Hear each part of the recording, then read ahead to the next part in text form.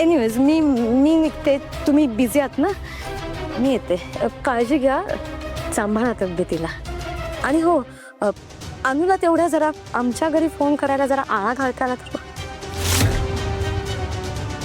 तुमची तब्येत महत्वाची आहे, सांभाळा तिला, शरीराची मनाची.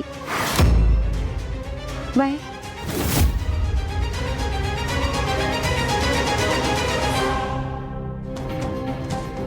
वेड आहे, वेड आहे.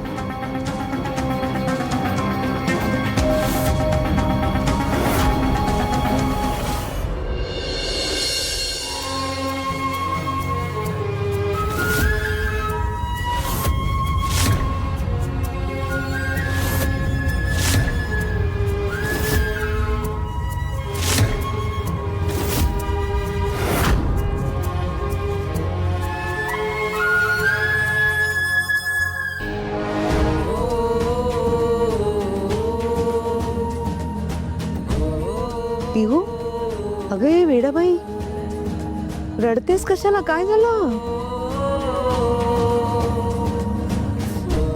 आई काय हे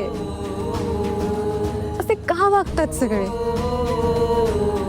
तू सांग आता, मी तन्वीला काय सांगू? तिने बाहेर पण कुठे केक ऑर्डर केला नाहीये.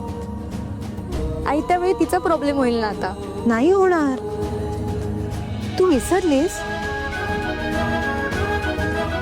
मी घरच्यांसाठी असाच सेम केक बनवला होता ना. घरच्यांसाठी आहे ना, असू दे, घरच्यांसाठी मी पुन्हा एकदा बनवेन. हे बघ, आज कोणाचा महत्वाचा दिवस आहे? तुझ्या लाडक्या मैत्रिणीचा, तन्वीचा ना. झाला की नाही प्रॉब्लेम सॉल्व? वेडी, चल डोळे पुस. रडतीस काय? जा आता पटकन जाऊन केक देऊन येतो तन्वीला. ठीक आहे, तन्वीचा प्रॉब्लेम सॉल्व झाला, पण एक केक फुकट गेलाच ना.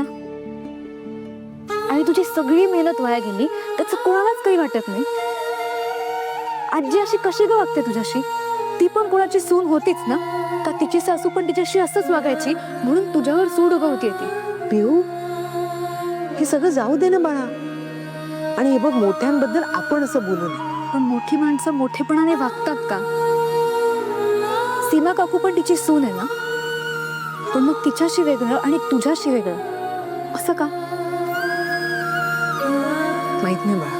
मला माहितीये ना, काका कधीच सगळ्यांसमोर काकूचा इन्सल्ट करत नाही. नेहमी तिचे रिस्पेक्ट करतो. इनफॅक्ट काकू त्याच्याशी वाईट वागते, पण तो चार माणसात तिला कधीही वाटेल तसं बोलत नाही. हा मग चांगलं आहे ना. दादा आहेच तसे. त्यांचा स्वभाव ना खूप शांत आणि समजूतदार आहे. बाबा तसे का नाही आहेत? ते का वागवतात तुला असं? सतत तुझी लायकी काढतात, तुझी अक्कल काढतात. हे सगळं ना बाबांमुळेच होतंय. पिहू, हाताची बोटं सारखी असतात का ग? असतात. मला माहितीये, मी तुला हे 100 वेळा सांगून झालं, पण पुन्हा एकदा सांगते. तुझ्या बाबांचा स्वभाव ना वाईट नाहीये अगं. हा, कधी कधी चिडतात ते, पण ते मनाने खूप चांगले आहेत. पिहू, त्यांना बाहेरच्या जगाचा व्याप, त्याच्या डोक्याला ताप किती माहितीये का? आणि मग त्यांचा सगळा राग ना घरी कोणावर तरी निघतो. कोणावर तरी नाही, फक्त तुझ्यावरच निघतो. जगात कुठेही काही येऊ दे, बाबा आणि आजी त्यासाठी तुलाच जबाबदार धरतात. आणि हेच मला आवडत नाही बाबांचं. ए बाहेर ये ना, बाहेर ऐकवत नाही का तुला? आले आले. बघितलंस, बाबा घरी आले आले आजीने तुझी कंप्लेंट केली असणार. आले.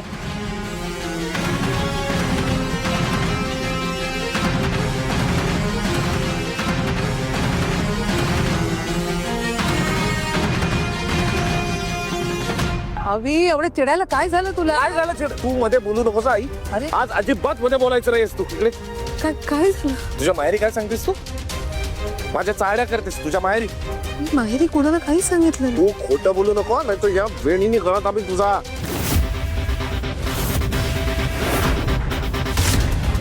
तू माहेरी जाऊन सांगतेस मी तुझा छळ करतो, मी तुला त्रास देतो, काही वाटेल ते बोलतोय, सगळं सांगतेस तू. काय बोलताय तुम्ही?